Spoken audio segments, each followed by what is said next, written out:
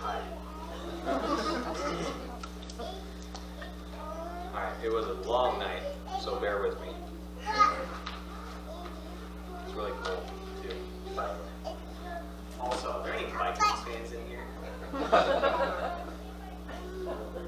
That was rough. That was very rough. Congratulations. You're welcome. Who'd they beat or who'd they lose to? All right. Well, welcome. I appreciate you all putting up with me for the next half hour, 45 minutes, roughly. I don't know. We'll see. Pretty free-flowing with this, so I have some structure. I don't like to have structure. You can ask my wife.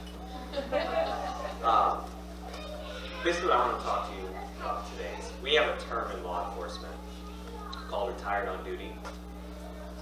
Something that can be a really, really dangerous situation. Kind of a dangerous mindset to have in the profession. Has anyone ever heard that term before? Okay. Retired on duty, the idea of being retired on duty is you show up to work, and we have these days, I've had these days, but you show up to work and you're there to collect your paycheck. But in that profession, that's not always the best mindset to have. You know, it's different than, you know, just have a bad day, doing your normal routine, and it's just, you know, you're kind of off. In our job, it gets people killed. So that's something that we really stress when we're going through trainings, when you're going through academy, when you're just doing your day-to-day routine, to just not have that mindset of getting complacent. Complacency kills is something we also say. So I had an idea, speaking with another pastor of mine, it's a very good friend of mine, we meet him every week. His church was struggling with some things. I was like, well, I'll come talk. I'm a cop. I have interesting stories. And he was all for it, and here we are. So,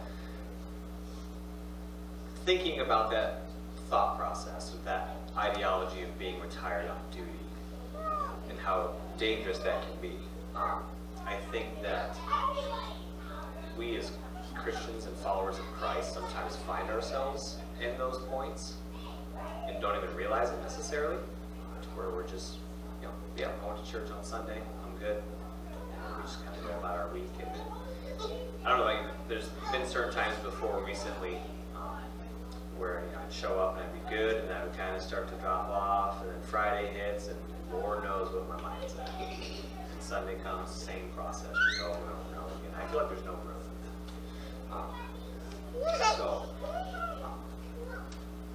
An example of retired on duty is something that we do when we do shift assignments every year. So you'll bid to a spot, you'll bid to a shift. We just had this, I bid back to nights because I like nights, because that's what the Cowboys are, and it's a lot of fun. So once you do that, you get your days off, and then you start to kind of see how the pieces fell in the bid process and who your partners are going to be, who's going to be on your beat, who's going to be, you know, on your side of town. And I mean, let's be honest, you want to know who you're working with, right? So that's something that is always kind of a stressful time. I got very lucky this last bid. I'm going to be sitting really, really good with who we got. There was one time in particular that I recall. There was a traffic stop. It was like right out the gate, coming on, been on for maybe 15 minutes, and I saw a car that just had stopped me written all over it. It was juicy. It was good. So stop the car. It's loaded down is what we call it when there's multiple individuals in the car. Pretty much you're outnumbered. And then you've got, you know, your beat partner, wherever they're at, pretty much only backup for the time being. A lot of people don't realize in Cedar Rapids there really aren't as many cops as you think there are. I remember when I got hired, before I got hired, it's like, man, there's cops everywhere. No, they just do this. I'm being completely serious. On nights, you know, we can run pretty thin sometimes. So I stopped this car and go up and talk to the driver. It just, you kind of get that sense that something's off. And that's exactly what happened with this. So, you know, I radioed, send me another one. The guy took his sweet time to get there. And that just irritates me. I know that when I stop a car, or I hear somebody stop a car, and they say, hey, send me another one, I shouldn't do this, but I'm typically speeding because, you know, am I flying down the road? No. If it's something where they're not calling for what we call emergent backup, you know, I'm not going to put the lights on, but I'm going to get there quick. And I radio for this guy, and I know where he's at because, you know, you're supposed to kind of know where everybody is, and it's like, what is taking so long? To a point where basically right as he's pulling up, they're starting to get out of the car, and it's 5 to 1. And that's just, again, that's how dangerous that mentality is. And he's a good guy. The officer that responded to this, he's a good guy. It's just one of those things that it's like, okay, this is serious, and we need to take it serious, or you need to find a different job. That's just my thought process on it. So that is that mentality that we talk about in law enforcement that can be really, really dangerous. And in that situation, it worked out. He got there on time. You know, everything was fine. But that's when they start getting out of the car, and there's 5 of them, and you're just like, okay, here we go. So that's something that we really, really try to address, and I think our commanders do a pretty good job of addressing that when we see it as an issue, and speaking with that officer, like, hey, let's get it together. So part of keeping yourselves from getting to that point of retired on duty in law enforcement, there's 3 things that we really, really focus on. Those things are your emotional state, your mental state, and your physical state before every shift. And they're never all going to be perfect. Again, plenty of days where I'm just like, back hurts, this vest is heavy, I don't like it anymore, or you're just emotionally, you're not there. We're people, you know, it's the same thing. But those 3 things, if you can get those aligned in a really, really good spot, the shift usually goes really, really well. It's actually kind of funny when you pay attention to that. You got to have that self-awareness. When you have those 3 things in check, where they're supposed to be as a law enforcement officer, things just seem to roll. They just seem to flow really, really well. So I also believe, and again, in going through this with my friend Shane, we kind of broke this down when I was explaining this to him about having 3 in particular things with us following God that they kind of all coincide. They're symbiotic, where if one is lacking, they're all going to start to kind of lack. Whereas when they're all working at the same time, just feel good. You know that you're on that right path of just growth. So that's what I'm going to talk about today. The first one that I find to be very, very important that we also use in law enforcement is motivation. I think motivation is something that when you lose that, where does your joy come from then? First of all, I mean, when you have cops that lose the motivation of being a cop, why are you here? This is the funnest job in the world. I mean, you get paid to drive fast and go do stuff that no one is ever going to see. You know what I mean? You get to live these amazing things that you hear about growing up as a kid. Like, oh yeah, that'd be so cool. And you get to go do it every single day. And every single day is different. That's what I love about it. I'm not one where I can sit there and do the same thing every day for 30 years and retire. I would go absolutely crazy. I just can't do it.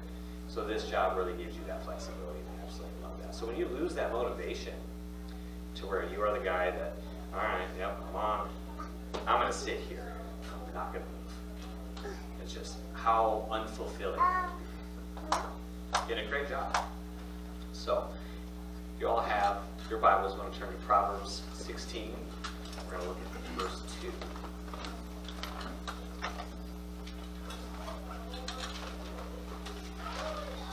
This is a nice pulpit. This is sharp.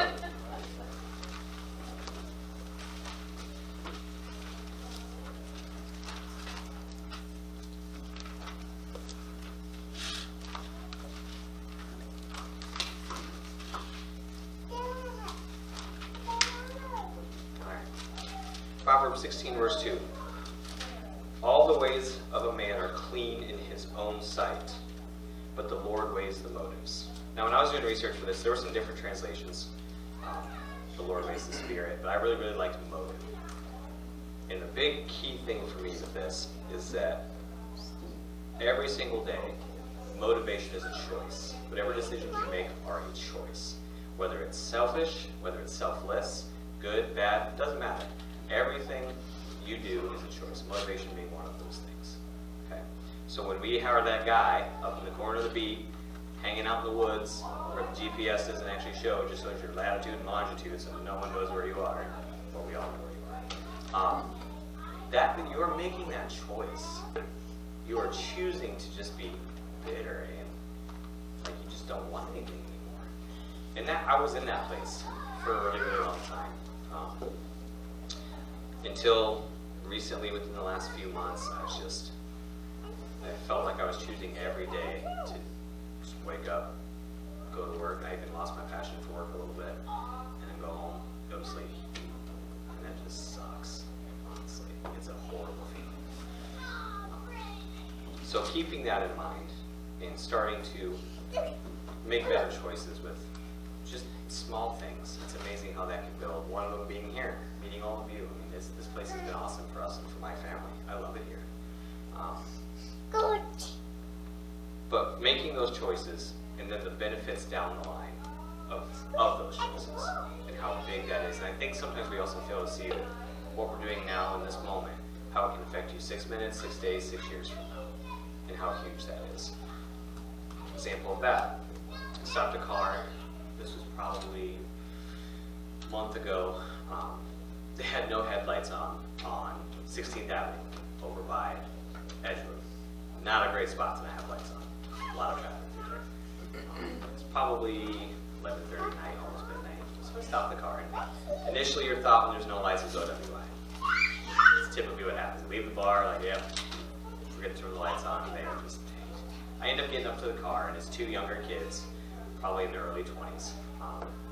Two young black men, and we all are aware of what has happened in the last few years, law enforcement, in relation to just the culture.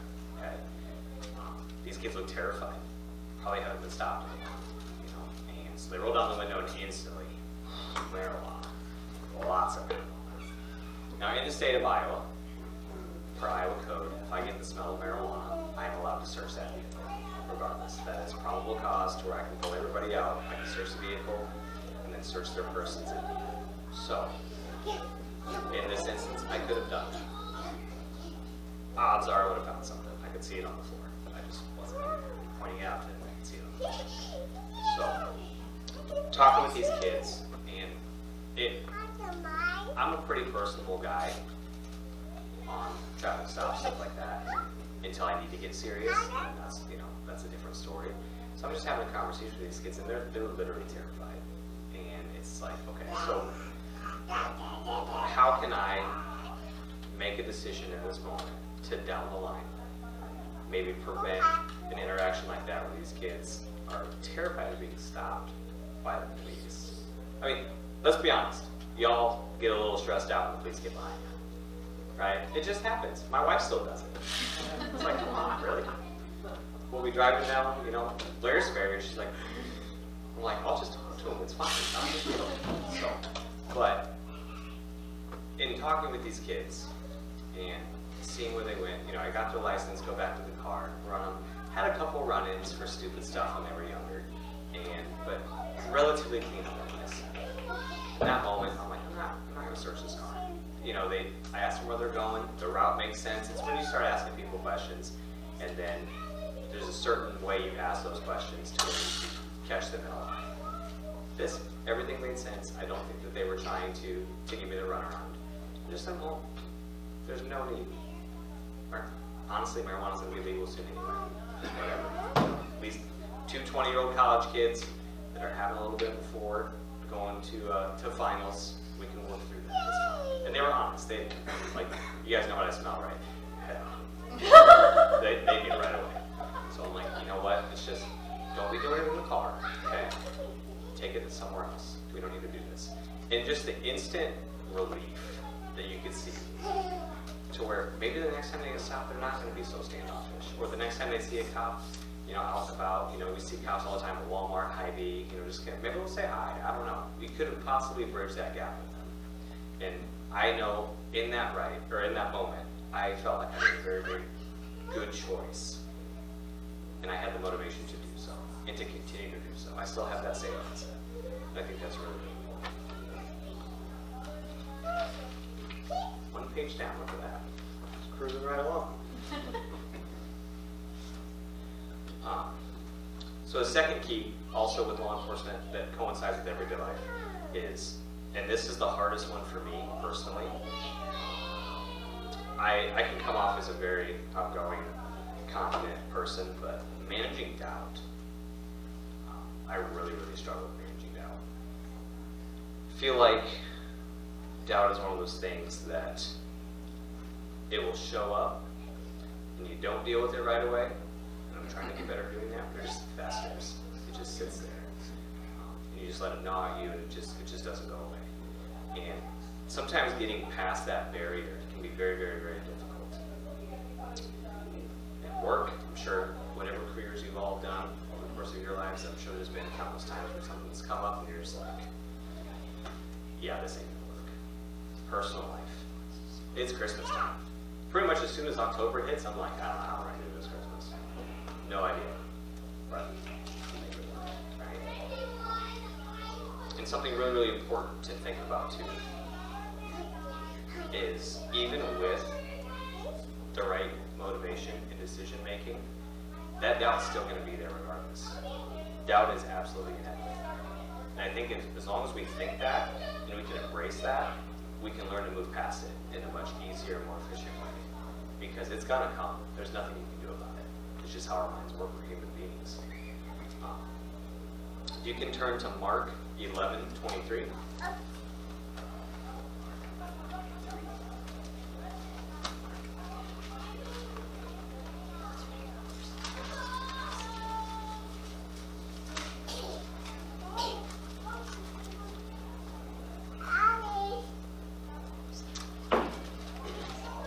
Truly, I say to you, whoever says this to the mountain, be taken up and cast into the sea, and does not doubt in his heart, but believes that what he says is going to happen, it will be granted to him.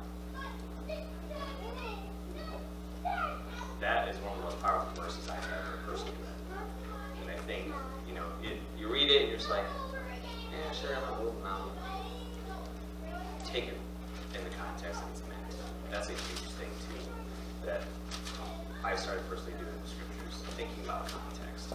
The idea that if we ask God to eliminate that doubt, we can literally and we feel that that's the most important thing, is the feeling. Are you going to fail? Absolutely. You're going to fail. But don't let that stop you. As long as you continue to have that feeling of being able to do it, that is how you can start to conquer that inevitable doubt and start working through that stuff. Another thing, very, very important. Even with the right choice, that doubt's going to come. So when you talk about doubt being inevitable, and it's very, very likely because of who Satan can be, it's probably going to get harder as you're making these right choices. I've already started to see that, me personally, in my life, the decisions I've made in the last 6 months, is getting more and more difficult to do some of these things because it's a test constantly. They don't want you to win, but we're going to. We have to. So, something. This is just kind of funny insight for our minds. A lot of people don't know about. So when you're in a squad car, okay, if my nieces were out here, they would know all about it. When you're in a squad car, kind of cramped up, you've got your computer, right? It's funny because everybody gets mad about texting and driving because we're running laptops going 60 miles an hour down Blair Street. Don't worry about it. We know what we're doing. It's funny because we'll get sent a call, and I actually had a previous call in here, but I had one last night that was very, very funny, so we're going to go with that one instead. I get sent southeast off Norwood Drive, everybody knows where that's at, and the call comes in as a guy cut his calf cleaning or something. I don't know. Anyways, guy cuts himself, needs it won't stop, the bleeding won't stop, and needs an ambulance. Okay, so we're running hot. We get there, and it's in the call notes it says use the back door. So we go running through the back door, snow everywhere. I'm trying to get the gate open. I about fell. It's on body camera. It's great. Wouldn't be the first time I fall on body camera. There's another one that was just glorious. But so we finally get to the back, and the screen door is wide open. Screen door, glass door, everything, and there's blood all over the floor. So we're like, this is not cut. Like there's track marks of like footprints with the blood, and like the house is destroyed. There's like holes in the wall. So like me and my partner look at each other, and we're like, okay. We start clearing the house. We cannot find this guy anywhere. So I'm like radioing the dispatch. I'm like, can we call him? Like, what's going on? This is not sounding like someone that just cut themselves. Wait, that's not. Search the basement. I finally go in the garage. The garage door is wide open, and he's out talking to the paramedics. And I'm like, what? We just cleared your house expecting to find you mangled, and you're out just having a grand old time. The cut on his calf is this long. I kid you not. So it's funny, I got to the point, I've been doing this for going on 4 years now. I don't even read the computer anymore. Dispatch will tell me what's going on, tell me where I'm going, who I'm looking for. Okay, white male, black coat, blue jeans, with a red ball cap. That's pretty much all I hear, and then I figure it out when I get there. Because I noticed that in the beginning of my career, I'm reading all this stuff, and you get there, and it's just completely different. It's a curveball. And then dealing with that's where that doubt comes in for us, is you expect something, and it's just completely different. So I think us, as Christians, we need to stop expecting things to go a certain way also. I think we get caught up in this. Well, I know I do. So, not getting caught up in that, kind of, honestly, roll with it just a little bit, just kind of free-flowing. It's way more fun. I'm going to tell you that right now. Way less worry. That's something that you can do to really help kind of eliminate some of those curveballs that get thrown at you, to where you don't get so much stress or anxiety with certain things. It just makes it that much easier. That call was weird. He ended up, literally, he cut himself on, like, he was moving a trash bag and had glass in it. That's why he cut himself. And I was like, what are the holes in the wall? I don't want to talk about that. Okay, dude, that's fine. That is perfectly fine.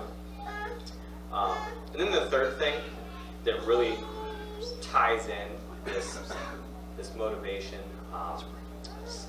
and managing this doubt, and really kind of binds everything together to just make it simple to where you can stay in that mindset, is trust. Now obviously we know that we need to trust in God, trust in Christ, but I'm talking about kind of a different trust that I think everybody leaves by the wayside. If you could turn to Philippians 2, and we'll look at verses 1 through 4.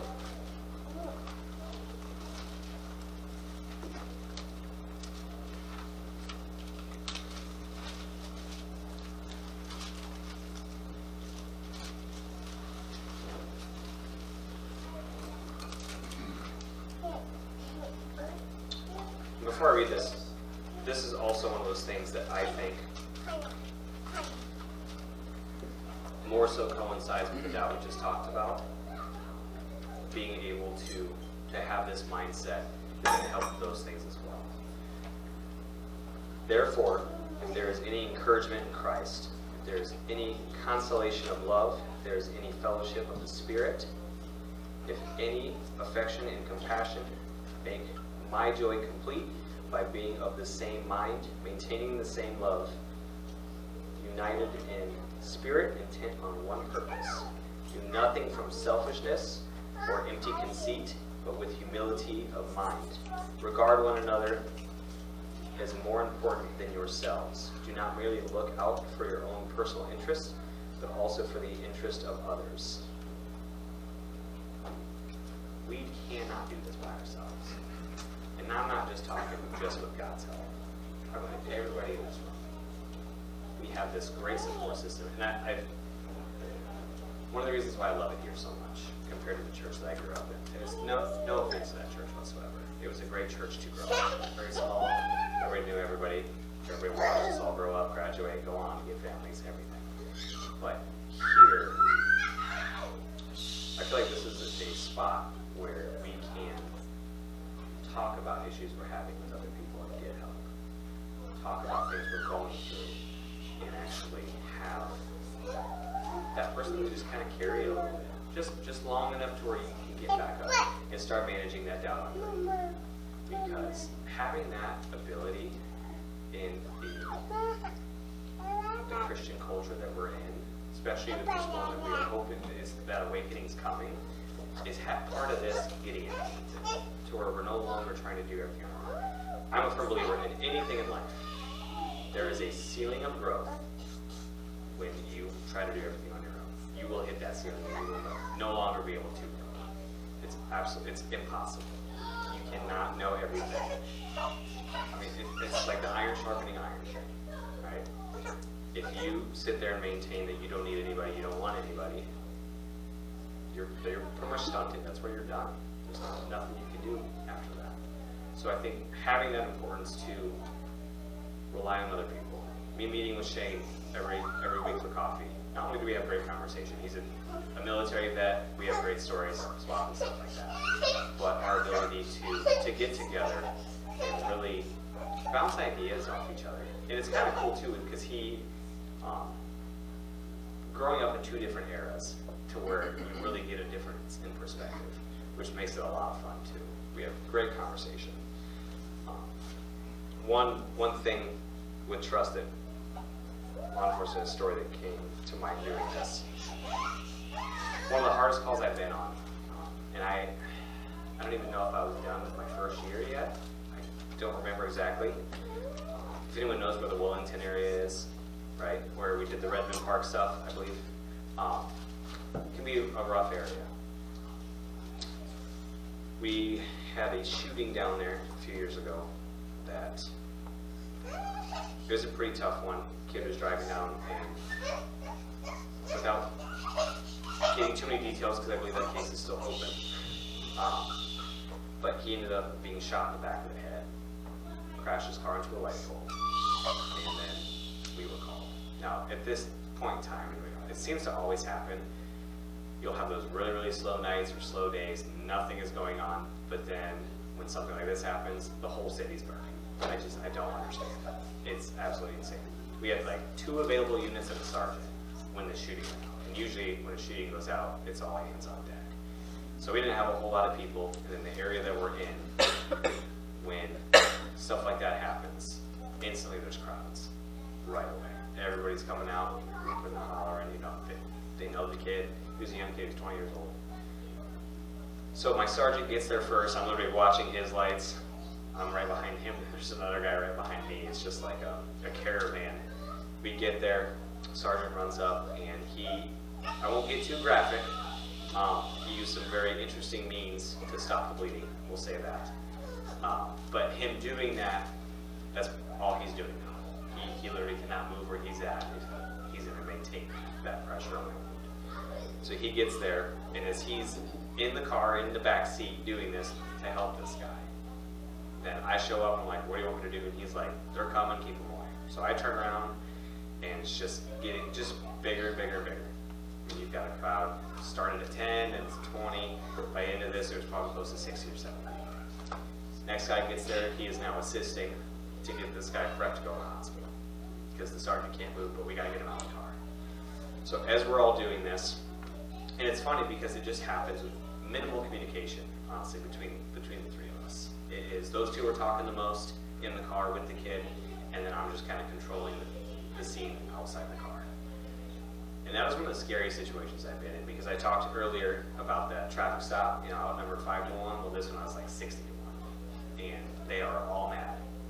They're scared. They don't know what's going on. All they see is a kid that they know that probably grew up down there that is not in good shape. It doesn't look good.